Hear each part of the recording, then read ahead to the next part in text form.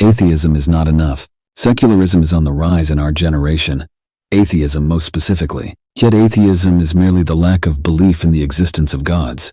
Atheism is not in itself a framework of morality, which is why its adherents have the unfortunate tendency to enter into confrontational opposition of all religious thought, rather than focus on building a new secular framework that enriches people's lives.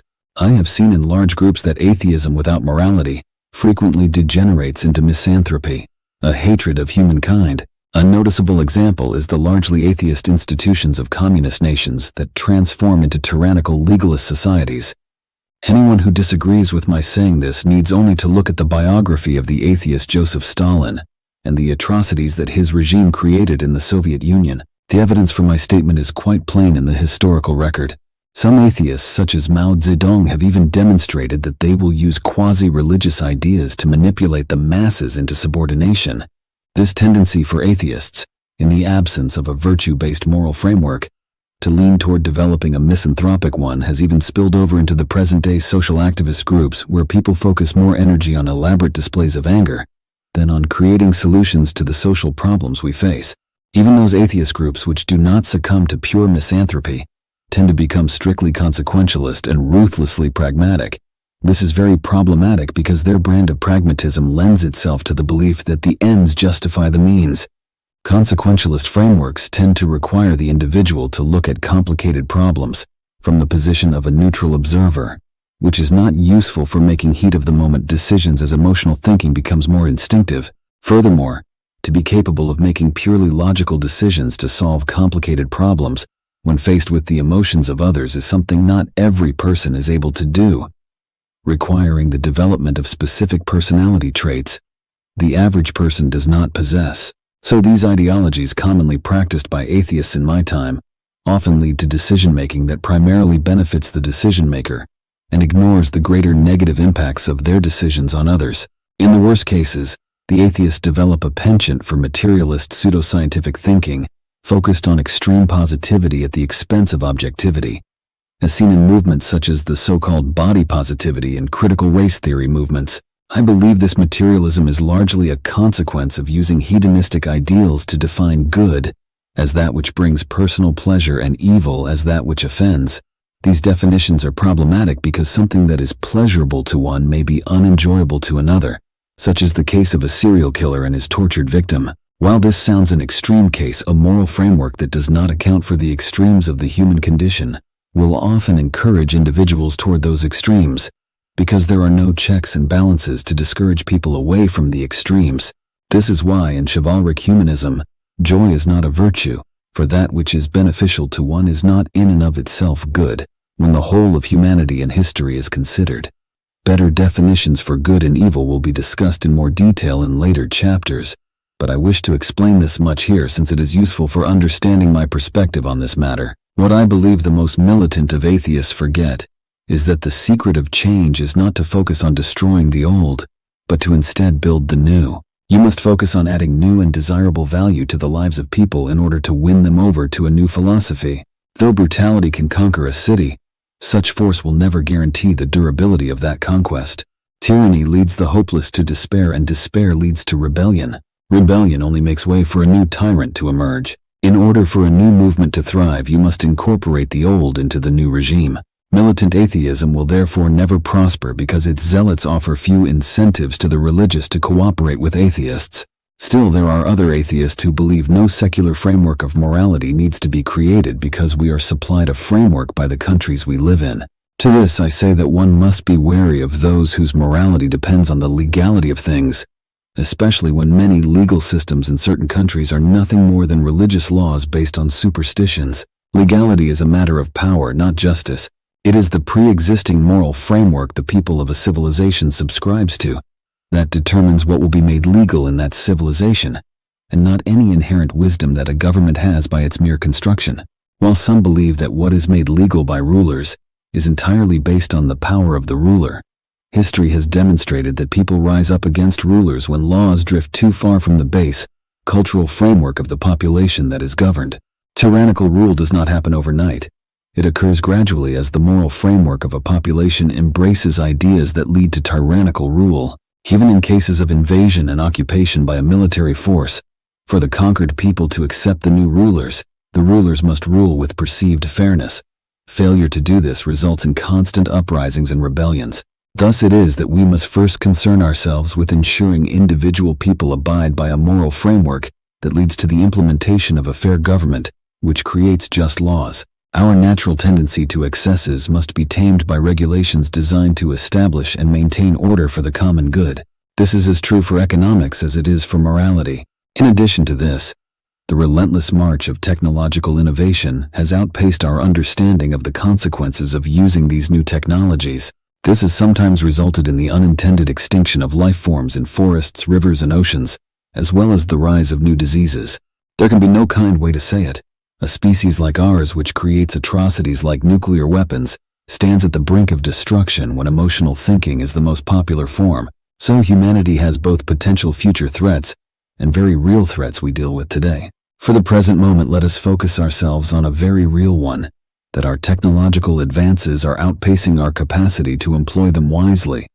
This must become balanced, and the first course of action to ensure that we act wisely in the future is to abandon magical thinking that leads to senseless destruction of human life.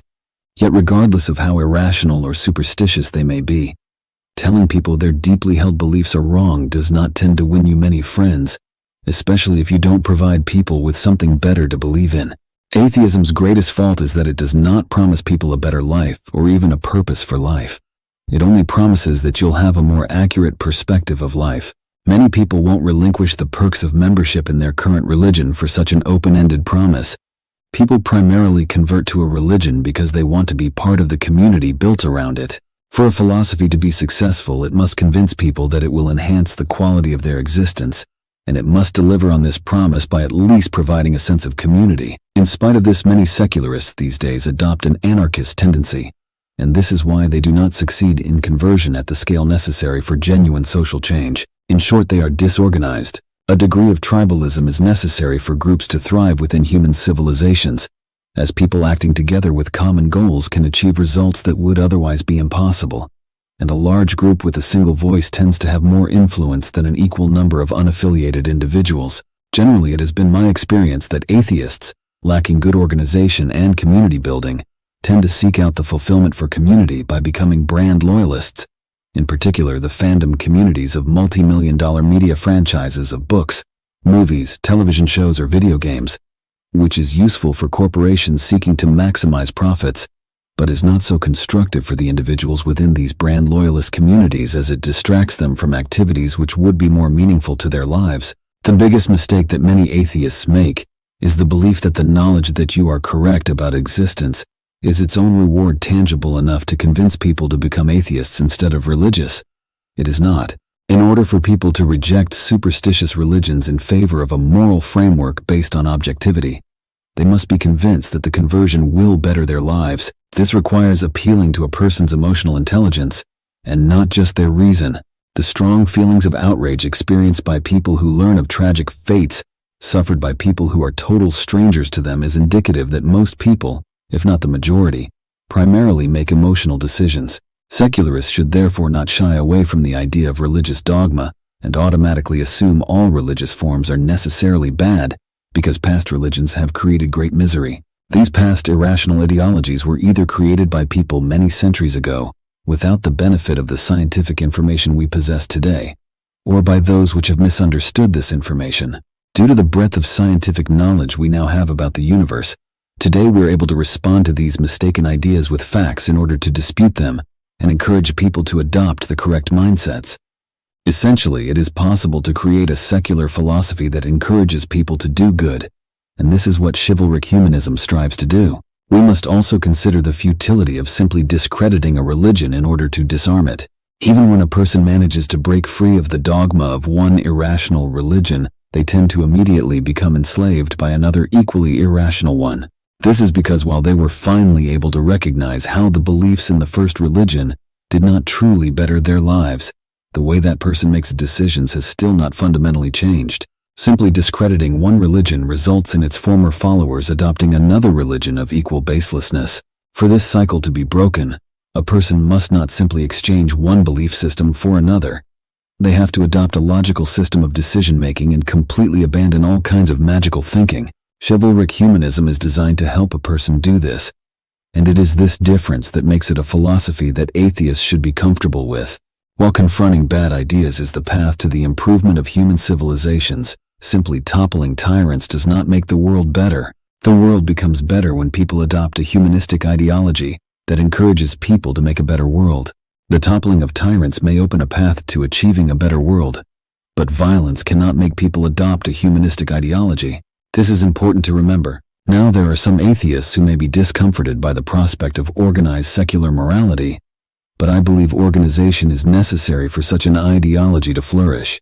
Throughout human history, churches have always been vital to a person's access to a community network, and without a structure for churches, atheists are at a disadvantage to those who belong to other religions. Through churches, the superstitious wield power in numbers and accumulate great wealth from tithings that can be spent on all kinds of purposes that bring harm to humanity, and which atheists have difficulty thwarting due to lack of similar organization and resources. If you wish to battle an organized force, you must adopt at least some of its stratagems in order to stand on equal footing. The formation of churches, communities of people, is one of these necessary tactics. Therefore, chivalric humanists shall have their own community centers dedicated not to the worship of magic, but instead to serve as centers of humanist thought, in order to celebrate all manner of human achievement and spread moral goodness to all the communities in which these centers operate. I must stress this. If people turn to irrational belief systems because they sell themselves well, then the solution to sell a rational belief system is clear.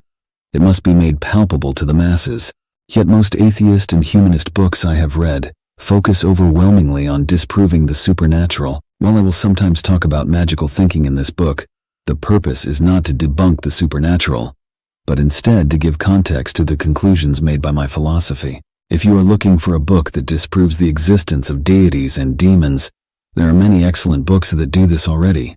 There are few atheist books which offer a stable moral framework not based on the metaphysical, which this book is intended to do. Chivalric humanism is a philosophy that does not include the supernatural, nor is chivalric humanism the belief that humans are the absolute most important creatures in all of the universe.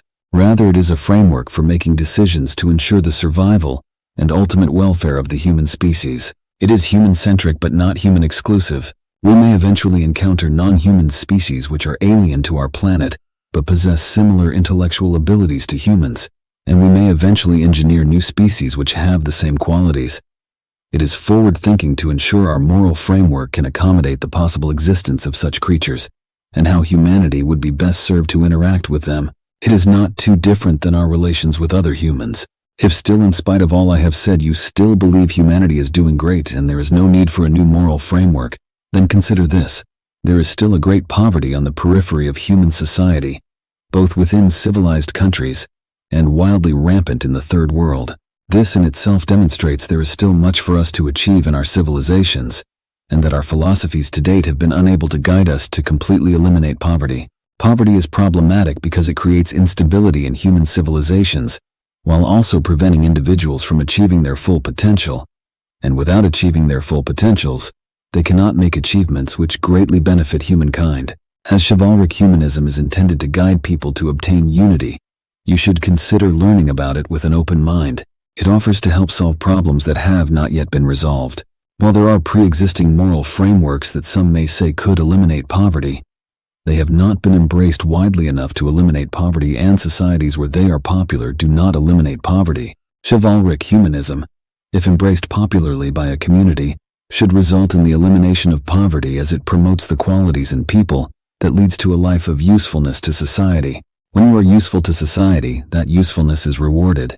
This is not to suggest that those who are not chivalric humanists lack any value, and only chivalric humanism can give them value. Rather, it is that many people have low value to society and consequently are not rewarded for their usefulness to it. Chivalric humanism describes a set of beliefs to follow that can increase a person's usefulness to society by providing advice for their decision-making in life. And so in this way, a person's value to society can increase if they practice chivalric humanism. This has been the case for me, personally. In times when my value to society was low, so were my fortunes, and in times where I contributed more value, my fortunes rose. While it is true that fortunes can rise as one contributes to society in a way that only provides short-term value to that society and later becomes negative, it's also true that fortune declines as that value declines. Chivalric humanism is therefore focused on what beliefs lead to behaviors that produce lasting usefulness to society, which creates a lasting value for the individual, and results in a more lasting good fortune as well.